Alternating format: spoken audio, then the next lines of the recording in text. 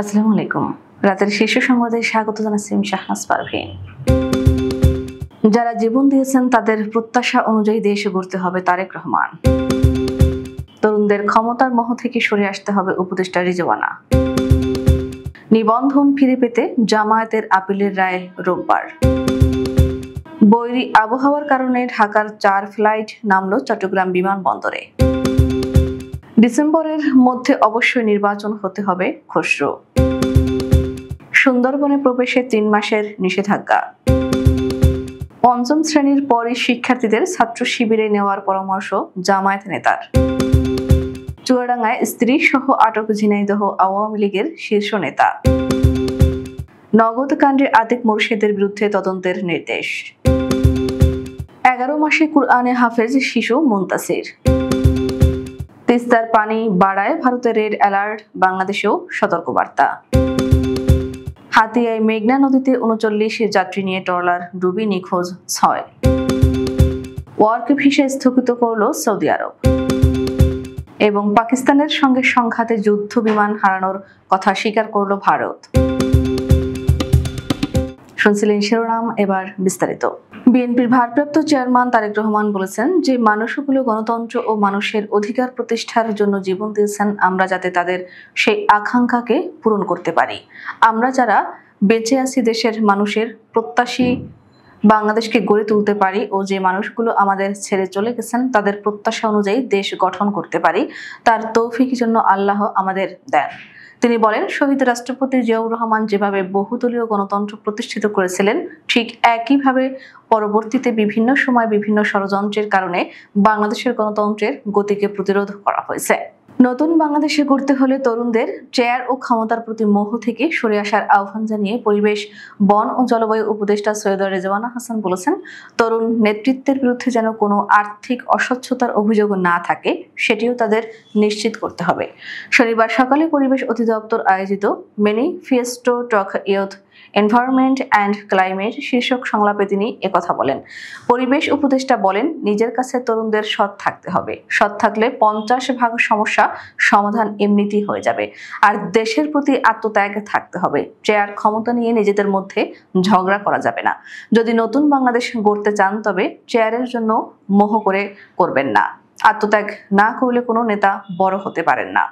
বাংলাদেশের জামায়াতে ইসলামের রাজনৈতিক দল হিসেবে নিবন্ধন বাতিল ও প্রতীকে ফিরে পেতে আপিলের রায় ঘোষণা করা হবে রোববার প্রধান বিচারপতি ডক্টর সৈয়দ রেফাত আহমেদের নেতৃত্বে 4 বিচারপতির আপিল বেঞ্চ এ রায় ঘোষণা করবেন।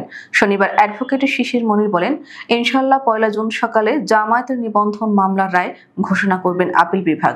রায় ঘোষণার জন্য জামায়াতের নিবন্ধন মামলাটি কার্যতালিকার শীর্ষে রয়েছে বলে জানা গেছে। বৈরী আবহাওয়ার কারণে ঢাকার পরিবর্তে চট্টগ্রামের শাহ আমানত আন্তর্জাতিক বিমানবন্দরে অবতরণ করেছে 4টি ফ্লাইট। শনিবার বিকেল 4:30 থেকে 5:15টার মধ্যে এসব ফ্লাইট নামে। বিমানবন্দর সূত্র জানায়, সংযুক্ত আরব আমিরাতের শারজাহ থেকে ঢাকার উদ্দেশ্যে রওনা দেয় এয়ার আরাবিয়ার ফ্লাইট 514। এটি ঢাকার পরিবর্তে চট্টগ্রামে বিকেল 4:33 অবতরণ করে। শাহ আমানত আন্তর্জাতিক বিমানবন্দরের জনসংযোগ কর্মকর্তা প্রকৌশলী মোহাম্মদ ইব্রাহিম খলিল বলেন, ঢাকার আবহাওয়া পরিস্থিতি একটু খারাপ হওয়ায় আন্তর্জাতিক অভ্যন্তরীণ 4টি ফ্লাইট চট্টগ্রামে অবতরণ করে। ডিসেম্বরের মধ্যে অবশ্যই নির্বাচন হতে হবে বলে মন্তব্য করেছেন বিএনপির স্থায়ী কমিটির সদস্য আমির খসরু মাহমুদ চৌধুরী।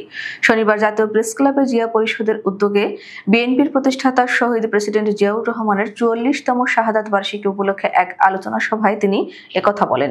আমির খসরু বলেন, ডিসেম্বরের মধ্যে নির্বাচন অবশ্যই হতে হবে। যেখানে যায় সবার বলছে নির্বাচন কবে, আমি বলছি ডিসেম্বর কেন সেপ্টেম্বর এবং অক্টোবরে নয়। আমি একটি নির্বাচিত সরকার দেখতে চাই, নির্বাচিত বিরোধী দল, নির্বাচিত সংসদ দেখতে চাই। তিনি বলেন, আমি একটি নির্বাচিত সরকার দেখতে চাই। ইতোমধ্যে আমাদের সঙ্গে ঐক্যবদ্ধভাবে যারা শেখ হাসিনার বিরুদ্ধে আন্দোলন করেছি এবং 52টা রাজনৈতিক দল ডিসেম্বরের মধ্যে নির্বাচন চায়। বিশ্বের বৃহত্তম ম্যানগ্রোভ সুন্দরবনে 3 মাসের জন্য বনজীবী ও পর্যটকদের প্রবেশে নিষেধাজ্ঞা দেওয়া হয়েছে। 1 জুন থেকে 31 আগস্ট পর্যন্ত 3 মাসের জন্য পর্যটক ও বনজীবীরা এই নিষেধাজ্ঞার আওতায় থাকবেন। শনিবার দুপুরে বিষয়টি নিশ্চিত করেছেন সুন্দরবনের ডিএফও এজেড হাসানুর রহমান। গত 2 থেকে 3 দিন ধরে খুলনা রেঞ্জের সুন্দরবন সংলগ্ন কয়রায় বন বিভাগের পক্ষ থেকে মাইকিং করে স্থানীয় বনজীবীদের জানানো হয়েছে। একই সঙ্গে সুন্দরবনের ভেতরে নিরাপত্তা জোরদার করা হয়েছে। জামাত ইসলামের কেন্দ্রীয় সহকারী সেক্রেটারি জেনারেল ও ছাত্র শিবিরের সাবেক কেন্দ্রীয় সভাপতি মাওলানা রফিকুল ইসলাম খান শিক্ষার্থীরা পঞ্চম শ্রেণী পাশ করলেই তাদের ছাত্র শিবিরে ভর্তি করানোর আহ্বান জানিয়েছেন জামাত ইসলামের কেন্দ্রীয় সহকারী সেক্রেটারি জেনারেল ও ছাত্র শিবিরের সাবেক কেন্দ্রীয় সভাপতি মাওলানা রফিকুল ইসলাম খান। শনিবার গোপালগঞ্জ শহরের বিসিক এলাকায় অনুষ্ঠিত জামাত ইসলামের ইউনিট দায়িত্বশীল সম্মেলনের প্রধান অতিথির বক্তব্যে তিনি এসব কথা বলেন। ঝিনাইদহের প্রভাবশালী নেতা ও জেলা আওয়ামী লীগের দপ্তর সম্পাদক অ্যাডভোকেট বিকাশ কুমার ঘোষ আটক হয়েছেন। ভারত থেকে বাংলাদেশে প্রবেশের পর স্ত্রী সন্তান সহ চুয়াডাঙ্গার দর্শনা ইমিগ্রেশন পুলিশ তাকে আটক করে। জেলা বিএনপির সভাপতির বাড়ি ও দলীয় কার্যালয়ে আগুন দেওয়ার মামলায় জামিনে থাকলেও তিনি ইমিগ্রেশন পুলিশের কালো তালিকাভুক্ত ছিলেন বলে জানা গেছে। শনিবার বিকেলে ভারত থেকে বাংলাদেশে প্রবেশের সময় দর্শনা ইমিগ্রেশন পুলিশ তাকে আটক করে। জিজ্ঞাসাবাদ শেষে বিকাশ কুমারকে দর্শনা থানায় হস্তান্তর করা হয়। মোবাইল আর্থিক সেবাদাতা প্রতিষ্ঠান নগদের অর্থ সরিয়ে নেওয়ার ও স্বজনপ্রীতির মাধ্যমে স্ত্রীকে চাকুরিতে প্রবেশ করানোর অভিযুক্ত আতিক মুর্শিদের বিরুদ্ধে তদন্তের নির্দেশ দিয়েছেন বলে জানালেন অন্তর্বর্তী সরকারের প্রধান উপদেষ্টার বিশেষ সহকারী ফয়েজ আহমেদ তৈয়ব। শনিবার নিজের ভেরিফাইড ফেসবুক আইডিতে দেওয়া পোস্টে তিনি এ তথ্য জানান। আমার ব্যক্তিগত কর্মকর্তার বিরুদ্ধে কনফ্লিক্ট অফ ইন্টারেস্ট এবং স্বজনপ্রীতির অভিযোগ এসেছে। বিষয়টি তদন্তের ব্যবস্থা করেছে, নির্দেশনা দিয়েছে। নগদের অ্যাক্টিং সিইও এ বিষয়ে প্রেস রিলিজে বলবেন। মাত্র 11 মাসে সম্পূর্ণ কুরআন শরীফ মুখস্থ করেছেন 10 বছরের শিশু আব্দুল্লাহ আল মুনতাসির। বৃহস্পতিবার রাতে তাকে ফুলেল শুভেচ্ছা ও পাগড়ি পরিয়ে সংবর্ধনা এবং তার শিক্ষক হাফেজ কারি ফয়সাল মাহমুদকে পুরস্কৃত করেন মাদ্রাসা কর্তৃপক্ষ।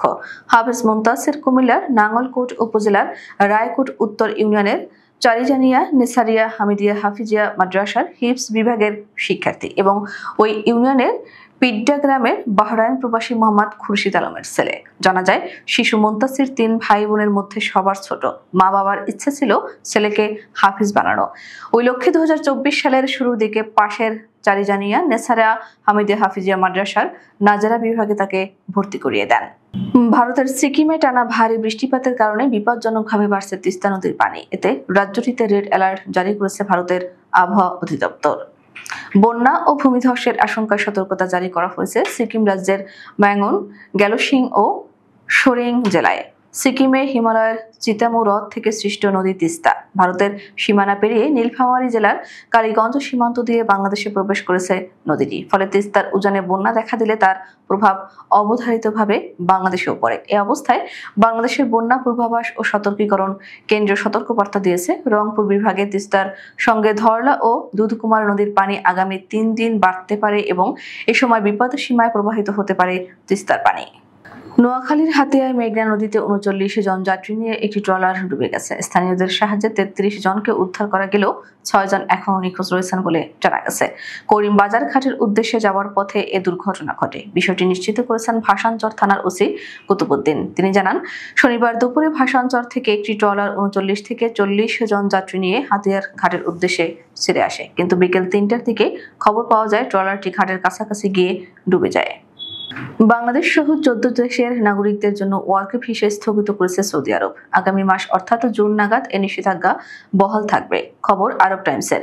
এক প্রতিবেদনে গণমাধ্যমটি জানিয়েছে, সৌদি সরকারের নতুন এই সিদ্ধান্তের জন্য হাজার হাজার বিদেশি শ্রমিক ও আন্তর্জাতিক ব্যবসায়ীরা ক্ষতির মুখে পড়বেন। দেশটির human research and social development মন্ত্রণালয় ওয়ার্ক ভিসা স্থগিতের এই ঘোষণা দিয়েছে।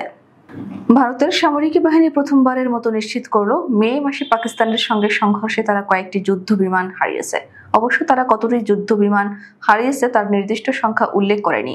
দেশটির সেনাপ্রধান বলেছেন, 4 দিন ধরে চলা সংঘাত কোনোভাবেই পরমাণু যুদ্ধের কাছাকাছি যায়নি। শনিবার সিঙ্গাপুর শাংরি-লা সংলাপে অংশগ্রহণের এক ফাঁকে ব্লুমবার্গ টিভিকে দেওয়া এক সাক্ষাৎকারে এই মন্তব্য করেন ভারতের সশস্ত্র বাহিনীর প্রধান। ভারতের সশস্ত্র বাহিনীর প্রধান অনিল চৌহান বলেন, এটাই শুধু গুরুত্বপূর্ণ বিষয় নয় যে যুদ্ধ বিমান ভূপাতিত হয়েছে, বরং কেন সেগুলো ভূপাতিত হয়েছে। অবশ্য কয়টি যুদ্ধ বিমান ভূপাতিত হয়েছে সে সম্পর্কে নির্দিষ্ট করে কিছু বলেননি ভারতের সেনাপ্রধান।